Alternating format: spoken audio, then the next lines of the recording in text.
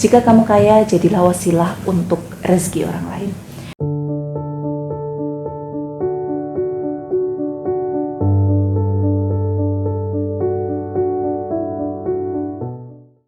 Bismillahirrahmanirrahim. Assalamualaikum warahmatullahi wabarakatuh. Alhamdulillah, senang sekali bisa bertemu kembali dengan teman-teman, saudaraku soleh-solehah semuanya yang dirahmati Allah Subhanahu wa Ta'ala di channel YouTube Mbak Nur Pakar Kesuksesan. Karena kesuksesan bukan sekedar hanya seberapa kaya kamu, tapi semampu apa kamu membebaskan dirimu dari beban yang selama ini menggelayuti pundakmu. Teman-teman, saudaraku semuanya, saya doakan semoga kamu diberikan segala bentuk kemudahan, kesuksesan, kekayaan, kemuliaan, dan kesehatan dari Allah Subhanahu wa Ta'ala.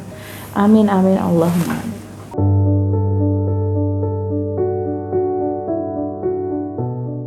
Teman-teman semuanya, saya pernah mengikuti kajian Ustadz siapa ya, saya lupa. Pokoknya dalam satu majelis itu, dalam satu pengajian itu ada banyak sekali pembicara ya.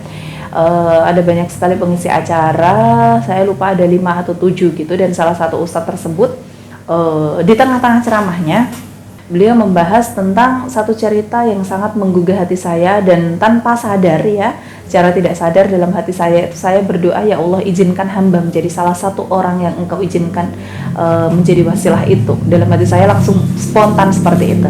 Nah, apa yang dibahas Ustadz ini? Ustadz ini membahas tentang orang kaya yang jadi wasilah bagi sesamanya. Beliau, Ustadz tersebut berkata, pada waktu itu di zaman Nabi Musa ya, pada waktu zaman dahulu di zaman Nabi Musa, pada waktu itu di zaman Nabi Musa alaihissalam ada sepasang suami istri yang sangat miskin. Saking miskinnya makan aja susah banget.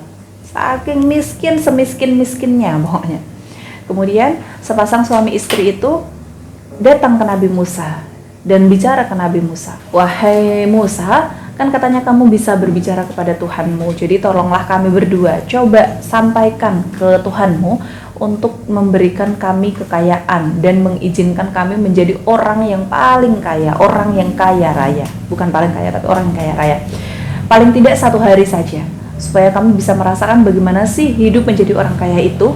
1 hari aja nggak apa-apa, kalaupun besok kami miskin lagi nggak apa-apa. Setidaknya selama kami hidup, kami pernah merasakan menjadi orang kaya.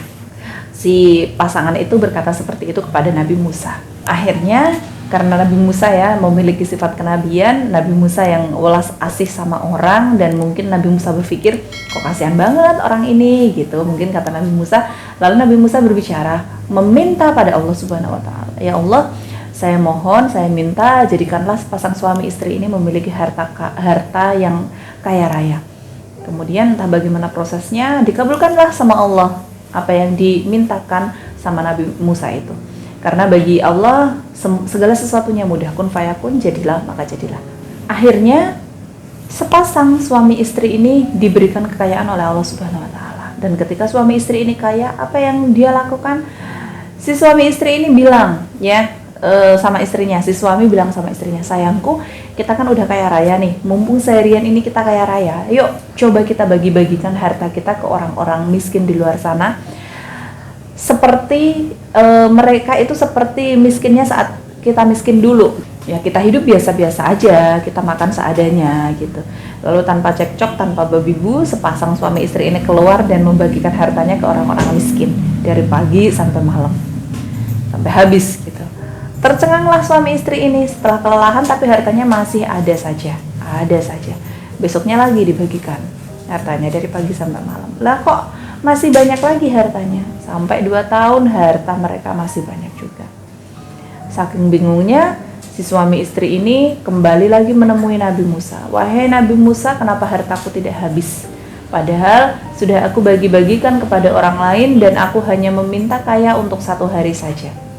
Nabi Musa juga kebingungan dan bertanyalah beliau kepada Allah Subhanahu wa Ta'ala, ya Allah, ya Tuhanku, kenapa si fulan dan fulanah itu masih kaya padahal hartanya sudah dibagi-bagikan? Lalu apa kata Allah? Allah berkata, karena dia kaya, maka ada ribuan orang yang kenyang dengan kekayaannya. Jadi karena kekayaannya dia menjadi wasilah untuk rizki orang lain. Wallahu a'lam bishawab. Intinya selama ya, jika kamu mau kaya, konsepnya bersedekahlah, jadilah wasilah untuk rizki orang lain. sekian yang bisa saya sampaikan hari ini. Semoga apa yang telah saya sampaikan bermanfaat untuk teman-teman semuanya dan semakin membuka hati teman-teman untuk berusaha terus memperkaya diri sehingga semakin banyak orang yang teman-teman tolong. Kalau orang miskin bisa pergi ibadah haji, maka orang kaya bisa memberangkatkan haji orang lain. Dan saya Mbak Nur, mari bersama sukses dan berkah di jalan Allah. Akhirul kalam wabillahi taufiq wal hidayah wa ridho wal inayah. Wassalamualaikum warahmatullahi wabarakatuh.